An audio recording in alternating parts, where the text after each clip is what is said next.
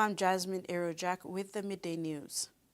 A man accused of killing a 26-year-old man on the 31st of December 2025 voluntarily surrendered to police in Wapenamanda on Tuesday, the 13th of January 2026.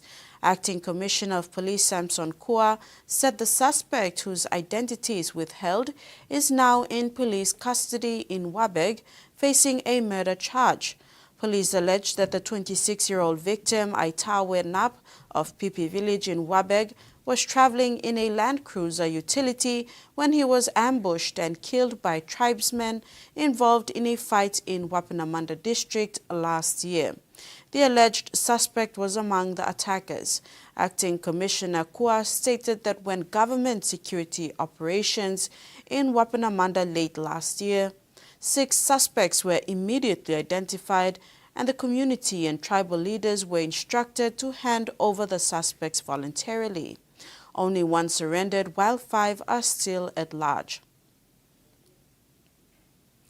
Prime Minister James Marape announced that Cabinet will introduce a national gun amnesty and buyback scheme, giving individuals holding illegal firearms a final opportunity to surrender their weapons.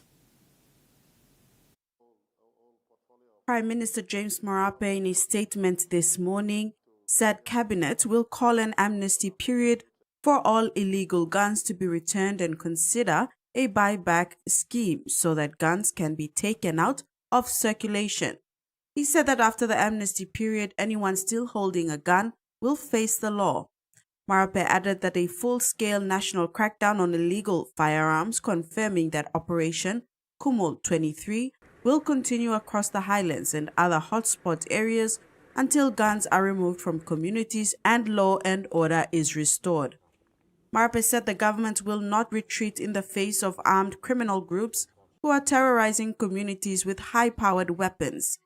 He said Wapenamanda, once a peaceful district, had been devastated by the spread of illegal firearms, many of which were financed and supplied by criminal networks operating outside the affected communities.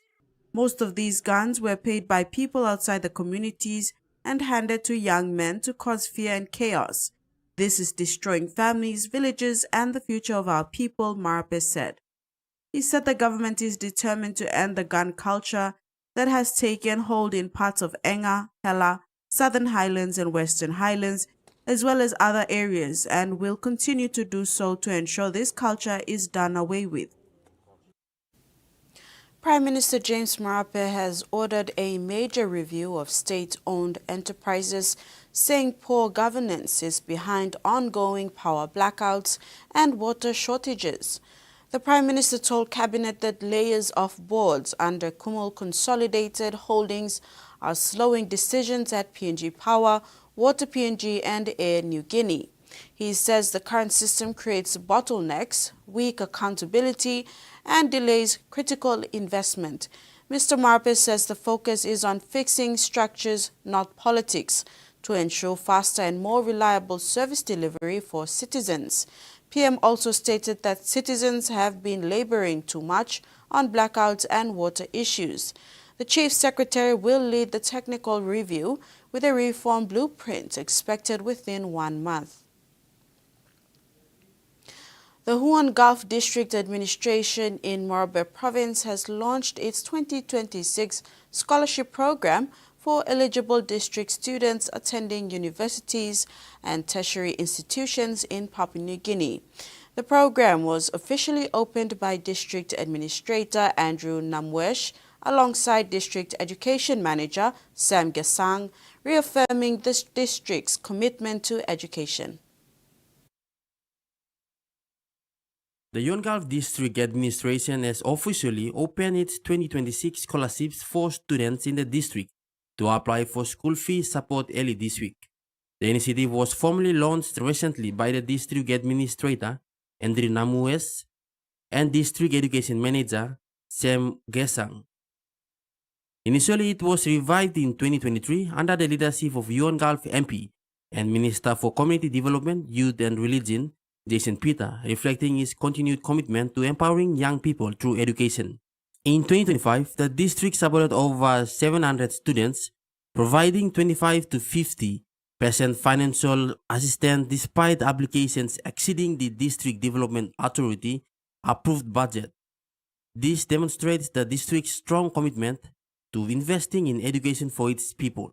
All applicants must be bona fide residents of Yuan Gulf District, endorsed and verified by their ward councillors from one of the following local level governments: Morobe LLG, Salamu LLG, and Wampar LLG. The Yuan Gulf District Administration has made it clear that only students verified by their ward councillor or local coordinators will be eligible for the scholarship. The official strongly emphasizes that applicants must meet all required criteria and submit complete verified documentation to be considered eligible for the scholarship award. Michael Tamtipais, TV1 News. Life insurance and medical insurance are very important assets for people in especially Papua New Guineans, those in working class and those in leadership and their beneficiaries, according to the TISA Group CEO, Michael Khoisen. Khoisen was commenting during the signing of a memorandum of understanding by TISA Bank and the Pacific International Hospital on Monday, the 12th of January, at the TISA Bank head office. He said the services will not only benefit PIH as a hospital, but it also benefits TISA Bank as a bank. The health of the nation is depending on the health of the people of this country. It's so important. Indians' health becomes conscious in their minds, and they take responsibility for our own health. Costs are not cheap, they are expensive. So as TISA Group, our concern is ensuring that these type of services that are essential for Papua New Guineans is made available to them at an affordable cost. And I would recommend all Papua New Guineans also to think about medical and health insurance, even life insurance. It's very important that you take out these covers for the benefit of yourself and your beneficiaries, your family members that will benefit from these products that you take out.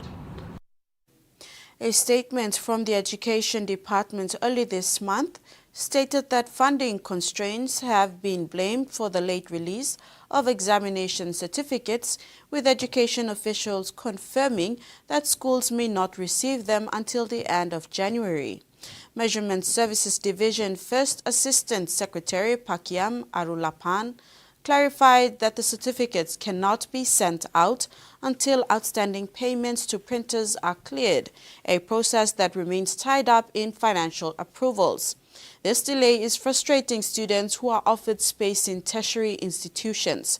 Most higher education institutions require a copy of the certificate as a prerequisite for registration. Arulapan told TV1 News today that they are working to resolve the delay with Bank of PNG's internal processes in the payments to the printer and get the task done with urgency. In sports, the historic OFC Professional League has picked up momentum, with 8 clubs flocking to Auckland this week ahead of the kickoff this Saturday, January the 17th. Meeting in the first match of the OFC Professional League, Vanuatu United FC and Bula FC will share the honor of kick-starting a momentous new professional era for football in Oceania. OFC Professional League kicks off this weekend. Vanuatu United and Bula FC of Fiji kickstart this momentous event in football in Oceania. This will be a motivating factor for both sides, keen to begin their campaign with a win, as well as etching their name in history. Vanuatu United will be led by German coach Lars Hope. They have assembled a young and vibrant side. Whatever the outcome of the opening day encounter, both teams won't have long to wait to go head-to-head once again, with their second match scheduled for late February in Australia. Venturing into the Pacific for the first time, Hope has taken a dual coaching role with Vanuatu United FC and the men's national team. Previously, the 49-year-old spent a decade in Estonia working with the nation's youth international teams, and before he arrived in Vanuatu, worked in Uzbekistan as a FIFA development coach. Bob has already enjoyed some early success during his tenure in the Pacific, leading Vanuatu to the MSG Prime Minister's Cup in 2025, the nation's first title since 1990. He will now be focusing on building upon that success in the OFC Professional League with Vanuatu United FC. Susan Oreape, TV1 Sports. And that ends the midday news. Do join us at 6 tonight for the main bulletin.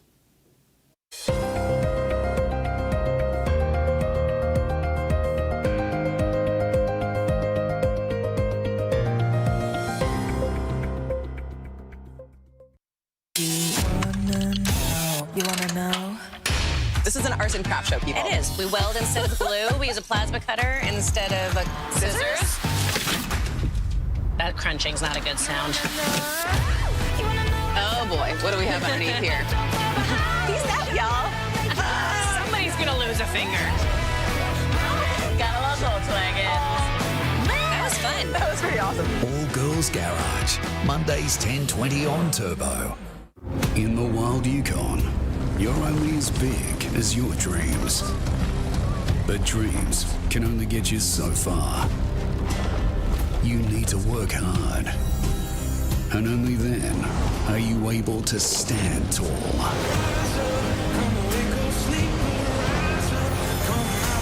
Become bigger than your dreams. Gold Rush, new season, tonight 8:30 on Discovery. I've always had a love for food. It's to die for.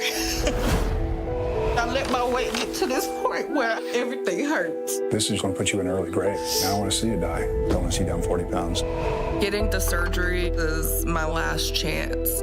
Surgery can save lives, but patients with size carry tremendous added risk. We've got a lot of heavy bleeding here. Dangerously Obese, Mondays 9:30 on TLC. Nothing beats Forged. It's hot in here. The hottest show. Bring it. With unbeatable competitions. You're going to have to beat an unbeaten competitor. Oh, boy. And unbeatable challenges. Your job is to build an instrument of destruction. It's Beat the Heat. It will kill. Or Face Defeat.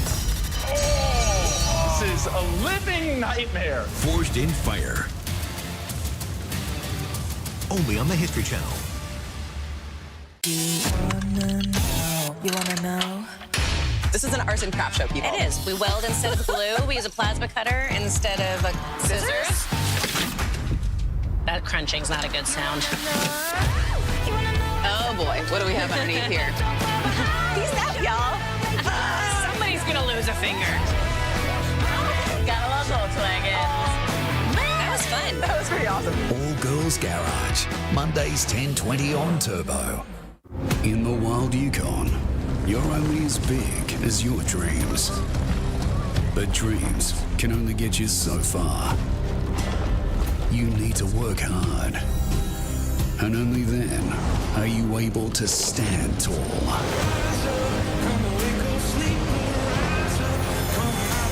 Become bigger than your dreams. Gold Rush, new season, tonight 8:30 on Discovery. I've always had a love for food. It's to die for. I let my weight get to this point where everything hurts. This is going to put you in an early grave. Now I want to see you die. I don't want to see you down 40 pounds. Getting the surgery is my last chance. Surgery can save lives, but patients with size carry tremendous added risk. We've got a lot of heavy bleeding here. Dangerously Obese, Mondays 9:30 on TLC.